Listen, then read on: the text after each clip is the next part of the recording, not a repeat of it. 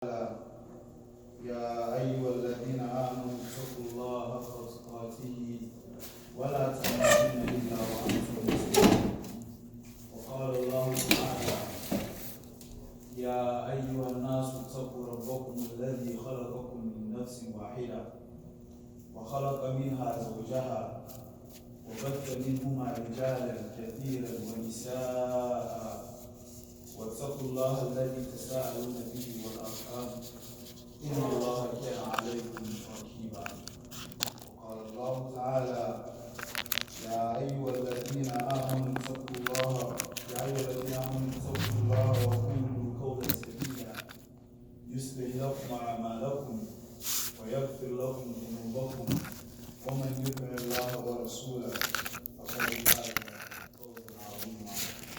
أقول قولي هذا وأستغفر الله لي ولكم ولسائر المسلمين والمسلمات من كل ذنب فاستغفروه إنه هو الغفور الرحيم.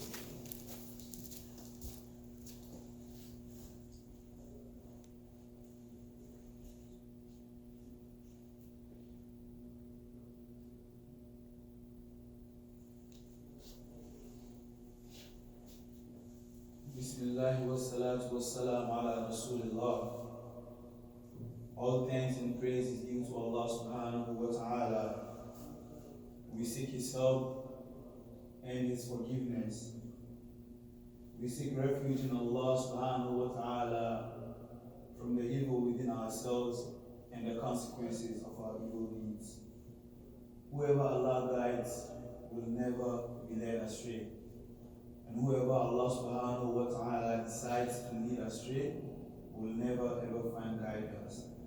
We also bear witness that there is no God but Allah, alone without any partners. And we also bear witness that Prophet Muhammad sallallahu alayhi wa sallam is his servant and his messenger. Allah is speaking to us in the Holy Quran. He said, O you who have believed, fear Allah subhanahu wa ta'ala as He should be feared, and do not die except as Muslims in submission to Allah. We also said in Surah An-Nisa, He said, O mankind, fear your Lord, who created you from one soul, and created from its mates and dispersed from its both men and women. And fear Allah subhanahu wa ta'ala, through whom you ask one another, and verily Allah is ever watching over you. He went on in another surah, he said, O you have believed, fear Allah always, and say a word directed to nothing but the truth, that He, Allah subhanahu wa ta'ala, may make your conduct whole and sound and forgive you your sins. He that obeys Allah subhanahu wa ta'ala and His messenger has attained the highest achievement. Brothers in Islam, our topic today is going to be about the story of Sayyidina Sulaiman alayhi salat wassalam. Sulaiman was the son of Dawood, and he inherited from his father. What did he inherit from his father? He inherited prophethood and the kingdom. Sayyidina Sulaiman prayed to Allah subhanahu wa ta'ala. He said, O Allah, grant me a kingdom that which you've never ever granted to anybody else. And Allah subhanahu wa ta'ala answered his dua. Allah subhanahu wa ta'ala granted him this kingdom alongside power, miracles, control, and indeed kingship. He controlled the insan. He had thousands, if not millions of soldiers. He controlled the wind from 1 month, from 1 month distance. He controlled the jinn.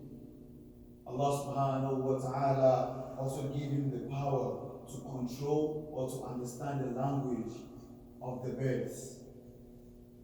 Allah did this for a reason. And all of these things that Allah subhanahu wa ta'ala gave Sulaiman alayhi salatu wasalam It's not something that you can just go and learn. It is a miracle. It is a blessing. And he asked Allah subhanahu wa ta'ala, and Allah gave it to him. Why? Because he made dua and he believed in the dua and he made tawakkul in Allah subhanahu wa ta'ala. Sometimes you want to ask Allah subhanahu wa ta'ala for money, maybe car, or for whatever it is that you want to ask Allah subhanahu wa ta'ala, and you be like, this much? Subhanallah. This is Allah subhanahu wa ta'ala. He never runs short. Whatever Allah has, He has them in infinite. So whatever you want to ask Allah subhanahu wa ta'ala, ask Him, and ask Him with courage, and ask Him with belief that He, Allah subhanahu wa ta'ala, will do it for you. Allah subhanahu wa ta'ala, one day, Sayyidina Sulaiman alayhi salatu wasalam was counting his soldiers, thousands of them, counting, and then he noticed there wasn't one bird. Al-Hudhud. So he said, this story is in the Holy Quran, Surah An-Naml. He said, where is this bird? Where has he gone? Or where has she gone? I am going to punish her when she comes back. Unless, of course, she comes back with the good news. Or she gives me a reason why I shouldn't punish her or why I shouldn't slaughter her. Alhamdulillah, the bird came, Hudhud came.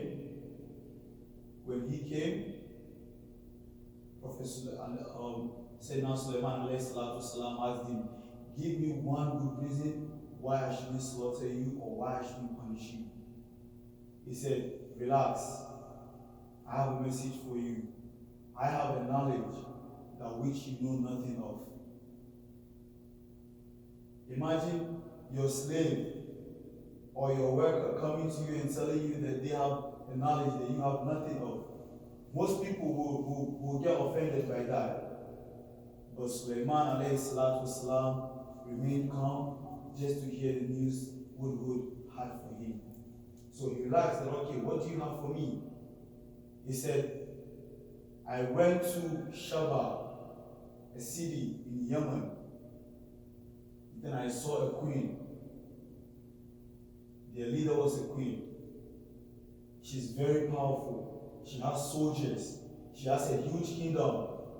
And her throne, subhanallah, it is wonderful. But there's one thing that I noticed from this kingdom. They worship the sun. I saw Bilqis, the queen, and her people prostrating to the sun. And then this blessed bird went on and said, none has the right to be worshipped except Allah subhanahu wa ta'ala. So why would they worship or prostrate to the sun? Sulaiman alayhi salatu wasalam said, okay, no problem. I will find out if you are lying. And you already know the consequences if you lie to me.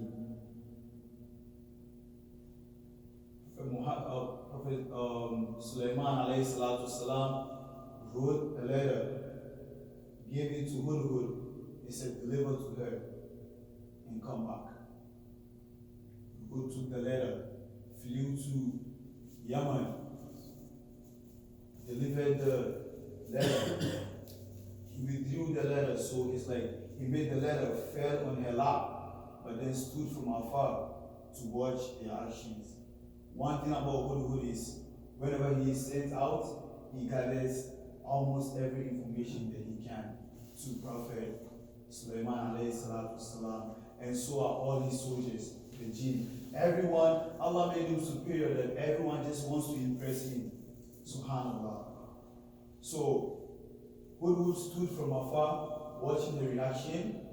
She opened the letter, and the letter says, Innahu min Sulaiman, wa innahu bismillahir rahmanir rahim. Indeed, this letter is from Sulaiman, and indeed it is with the name of Allah, the Beneficent, the Most Merciful. And Sulaiman alayhi salatu wasalam kept the message very, very short and brief. If you are a boss, or if you know that you have control or power over somebody, you don't need to talk much. You don't need to be extra, because you already know what you're capable of. And Sulaiman alayhi salatu wasalam was already aware the power or the control that Allah subhanahu wa ta'ala had given him. So he kept his message very brief. He said, do not show pride over me and surrender to me, which literally means surrender to Allah subhanahu wa ta'ala. So she called her chief man and she said, this is a letter I just received from Sulaiman alayhi salatu wasalam, and this is what he's saying. What do you guys say? She has soldiers too. And they replied, they said, this situation is in your hands. We are soldiers. We are ever ready to fight. If you want us to go fight them, we will fight them. And subhanAllah, these people, they were men, human, but they were ready to go fight the jinn, the wind, the birds. How? But that is loyalty. They were committed to fight for the queen. So she said no. Bilqis was a very, very intelligent lady. She said no, it doesn't work like that. When you enter a king's kingdom and you want to take control over that kingdom, what you find is you find the distinguished people in that kingdom and you disguise them. You don't fight them. They're powerful. You just disguise them. You make them fall beneath you. They fall under your command. So she did a very smart thing, and Sulaiman alayhi salatu wasalam would have felt for it if he wasn't a prophet. What she did was she gave him a huge gift. So the messenger delivered the gift to Sulaiman alayhi salatu wasalam. It was a gift, but technically a bribe. That was what she was trying to do. She didn't want to surrender to Sulaiman, and she couldn't fight with him. So the only thing to do was bribe him, but she couldn't come straight forward and say, I'm bribing you, or take this and let me be. She had to do it in a very, very smart way. So when this messenger came with the gift, Sulaiman alayhi salatu wasalam was very, very mad. He said, what kind of disrespect is this? Do you have more than what Allah subhanahu wa ta'ala has given me? You want to give me money? You want to give me gold? You want to give me whatever? Do you think you have more than I do? What you have is a chicken change compared to what Allah subhanahu wa ta'ala has blessed me with. So get out of here with the gift and tell her, if she does not surrender to me within some few weeks, Sulaiman alayhi salatu wasalam said he was going to fight her. So she had no choice.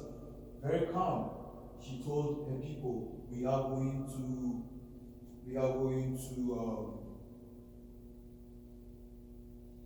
in Israel, I think, to go surrender to Sulaiman alayhi salatu wasalam. She went on the road with her soldiers and everything, but she left her throne behind. Because that throne is their pride.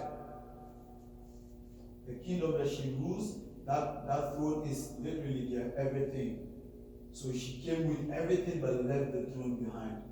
So while they were on their way, Sulaiman alayhi salatu wasalam was also with his soldiers, and he asked, who amongst you can bring me the throne of Bilqis?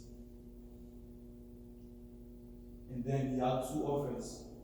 Ifrit means someone who is like excelled in his field, someone who is well known, well professionalized in his field. He said to Sulaiman, he's a jinn, he said to Sulaiman, I can bring you the throne here by the time you get up from where you're sitting and sit back down. I'll get the throne here. And then he had a better offer from the one with the knowledge of the book. That is how Allah subhanahu wa ta'ala tagged that jinn, the one with the knowledge of the book. This one He's very qualified in his field, but he said, oh, I'm superior, I'm powerful, I'm strong, I'm trustworthy, so let me just go do it. But then the one with the book told Sulaiman alayhi salatu wasalam that I can get the throne here in the blink of an eye. This clearly shows that in most situations, it's not about what you do, or how strong you are, or how powerful you are, or the money you have, or whatever. It is mostly about wisdom, knowledge, and book. That's why, regardless of whatever you do, you have to study your deen, you have to know your deen, you have to make research in order to keep yourself firm in Islam. You have enough time to continue? So, the one with the knowledge of the book told Sulaiman alayhi salatu wasalam that I am going to get the throne here within a blink of an eye. So yeah, and he did it. He brought the throne to Sulaiman alayhi salatu wasalam, kept the throne. Sulaiman disguised the throne a little bit to see if she would recognize the throne when she gets there.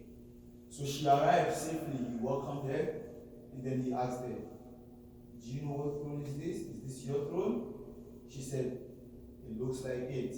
But at the back of her head or her mind, she was saying, how the hell did this throne get here? She was amazed. And when this jinn brought the throne to Sulaiman alayhi salatu wasalam, he didn't laugh or felt too nice about it or felt like, oh, he's powerful or whatever. He first thanked Allah subhanahu wa ta'ala and said, this is not by his might, but the might of Allah subhanahu wa ta'ala.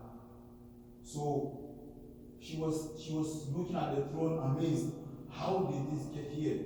And Sulaiman alayhi salatu wasalam did this to let her know that Allah subhanahu wa ta'ala is superior, and the God that he worships will forever be greater than the son that she worships. And Hutba earlier on had mentioned that she had a wonderful throne or a great throne, but then in the verse he said Allah subhanahu wa ta'ala has the supreme throne. So if a bird knows or is aware that Allah subhanahu wa ta'ala has a supreme throne or is superior over everybody or any title or whatsoever, how much more you human? You that Allah subhanahu wa ta'ala has acknowledged in the Holy Quran and said, وَلَقَدْ كَرَّمْنَا بَنِي آدَمَ. He said, here Allah subhanahu wa ta'ala has uplifted Bani Adam above all creations. Why? Or what is stopping you from knowing that Allah subhanahu wa ta'ala is the only God that you have to worship, the only God that you have to surrender to? If a common bird can know this and even say it for it to be written in the Holy Quran. So she came, and the jinn had built many palaces for Sulaiman alayhi salatu wasalam, just to show her wonders, just to show her the power of Allah subhanahu wa ta'ala. He took her to one of the palaces, and this palace was built by the jinn, and then they were there. When they got there, the palace was built of glass. The flooring was all tiles, and there was a river running underneath the building. She has never seen anything like that. She was amazed. And Prophet Sulaiman alayhi salatu wasalam had already heard about her, and he wanted to meet her because he had interest in her. But he was so shy, he couldn't look her in the face while talking to her. So now he has to find another method to look at her face and confirm if she is truly the woman that he was going to be with. Because he knew, he was certain that she was going to accept Islam, and she had no husband and he had no wife. So what happened was he took her to the glass house. When she got there, she was amazed. He knew she was going to look down, and he knew it was glass, so he would see her face. So he took her to the glass house. She lifted her dress, stepped on the glass. Sulaiman alayhi salatu wasalam saw her face. And then he got interested. After seeing all these amazing things, the throne, the palaces, the power and everything, but still, how humble Sulaiman alayhi salatu wasalam was. She said, "Oh Allah, forgive me that I have been worshipping another God aside from you, and accept me in your religion." That was when she became a Muslim.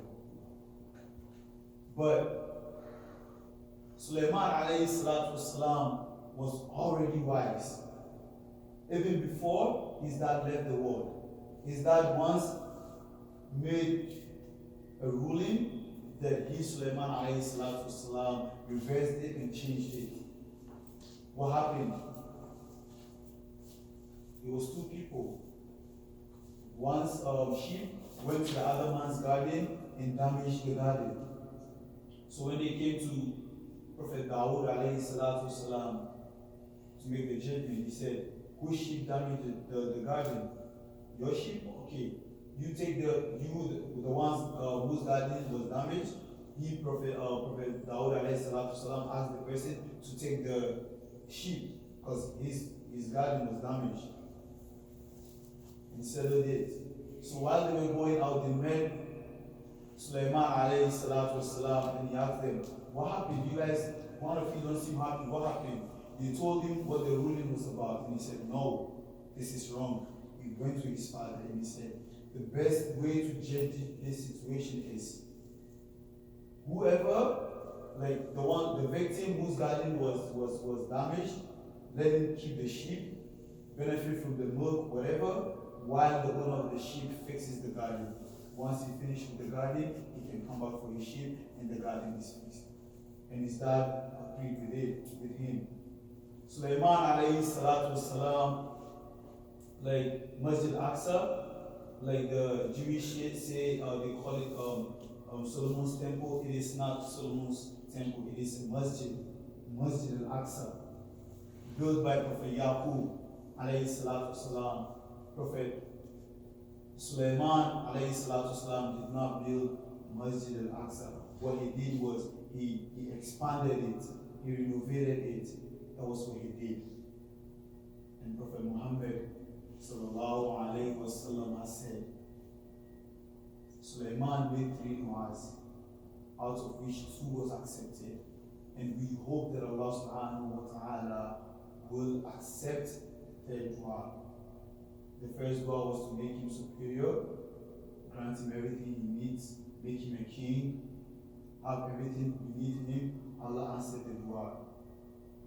The second one, to make him humble with the success and everything, Allah answered that. And the third one is he prayed to Allah subhanahu wa ta'ala to not make anyone that makes the intention to go to Masjid al-Aqsa just to pray to Allah subhanahu wa ta'ala, Allah should not let them leave the masjid unless he has cleansed them as he cleansed a newborn baby without any sins.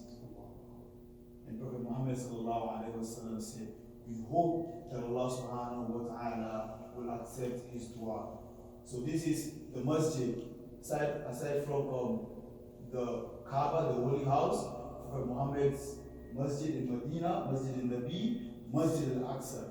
These are the only 3 places that you can actually pack your belongings as a Muslim and say you are going on a spiritual journey. These are the only places accepted in Islam. Aside from these places, you cannot pack your belongings and say you are going on a spiritual journey to any other country. And it is the teachings of Islam. And of course, Islam is peace, but it is also total submission to Allah subhanahu wa ta'ala. May Allah grant us the will to do to pray in Masjid Aqsa, Masjid al-Nabi, and the Holy Kaaba. May Allah forgive us. May Allah forgive our parents. May Allah forgive us. May Allah forgive our parents. May Allah bless us. May Allah grant khair in everything that we do. May Allah grant khair in everything that we do. May Allah grant shifa to the sick. May Allah grant shifa to the sick. May Allah forgive all departed souls. And when it is our time to join them, may Allah subhanahu wa ta'ala take our lives when He is pleased with us. May Allah take our lives when He is pleased with us. May Allah forgive us. May Allah embrace us with His mercy. May Allah always look down on us with His mercy. ربنا آتنا في الدنيا حسنة وفي الآخرة حسنة وقنا عذاب النار. ربنا لا تزغ قلوبنا بعد إذ هديتنا وهب لنا من لدنك رحمة إنك أنت الوهاب. اللهم اغفر لجميع موتى المسلمين الذين شهدوا لك بالوحدانية ولنبيك بالرسالة وماتوا على ذلك. اللهم اغفر لهم وارحمهم، اللهم اغفر لهم وارحمهم وعافهم واعف عنهم واكرم نزلهم ووسع مدخلهم واغسلهم بالماء والثلج والبرد ونقهم من الذنوب والخطايا كما ينقى الثوب العبد من الدنس. اللهم ارحمنا بالقران واجعله لنا اماما ونورا وهدى ورحمه. اللهم ذكرنا منه ما نسينا وعلمنا منه ما جهلنا وارزقنا تلاوته اناء الليل واطراف النهار واجعله لنا حجه يا رب العالمين. وصل اللهم على نبينا محمد وعلى آله وأصحابه الأخيار وسلم تسليما كثيرا. قوموا إلى صلاتكم يرحمكم الله.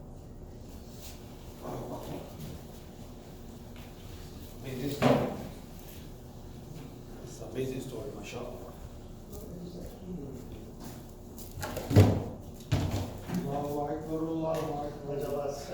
Ashhadu an la ilaha illallah. Ashhadu anna Muhammadan Rasulullah. Hayya ala as-salat, hayya ala al-falah. Qad qamat as-salat, qad qamat as-salat. Allahu Akbar, Allahu Akbar. La ilaha illallah. لا إله إلا الله.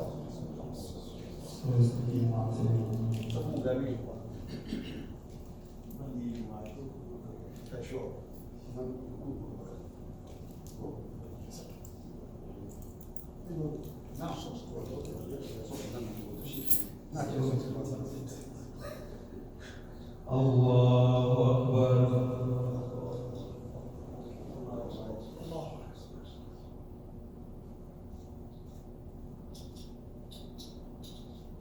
الحمد لله رب العالمين الرحمن الرحيم مالك يوم الدين إياك نعبد وإياك نستعين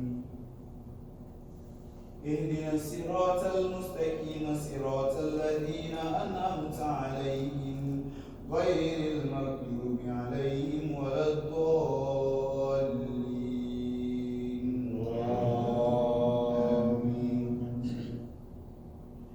وإذ قال عيسى ابن مريم يا بني آدم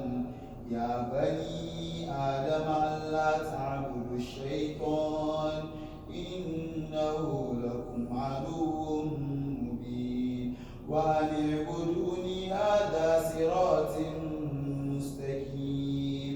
ولقد أضل منكم جبلا كثيرا أفلم تكونوا تعقلون.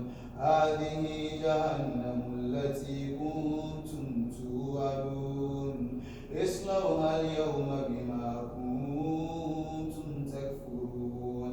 اليوم نختم على أفواههم وتكلمنا أيديهم وتشهد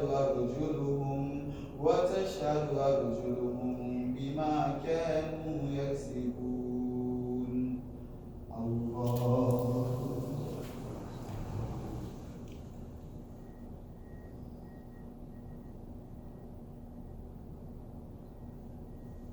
سمع الله لمن حمده.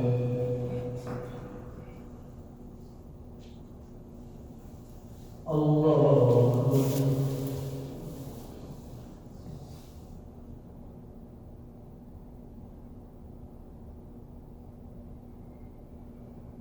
الله أكبر.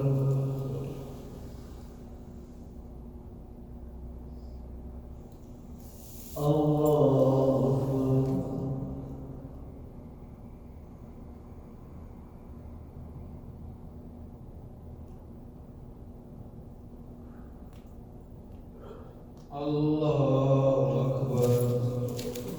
الحمد لله رب العالمين الرحمن الرحيم مالك يوم الدين إياك نعبد وإياك نستعين اهدنا الصراط المستقيم صراط الذين أنعمت عليهم غير المغضوب عليهم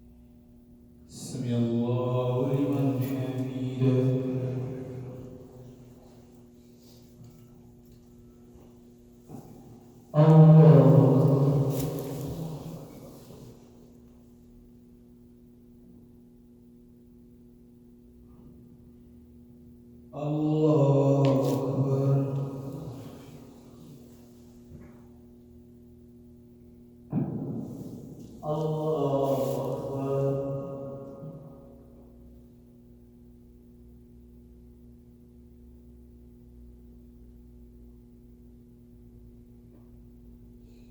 الله أكبر.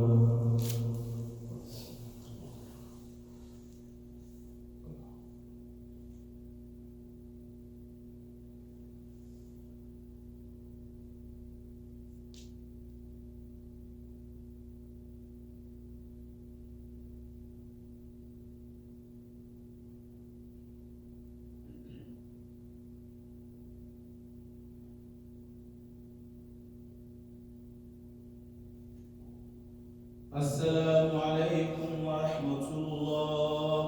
السلام عليكم ورحمة الله.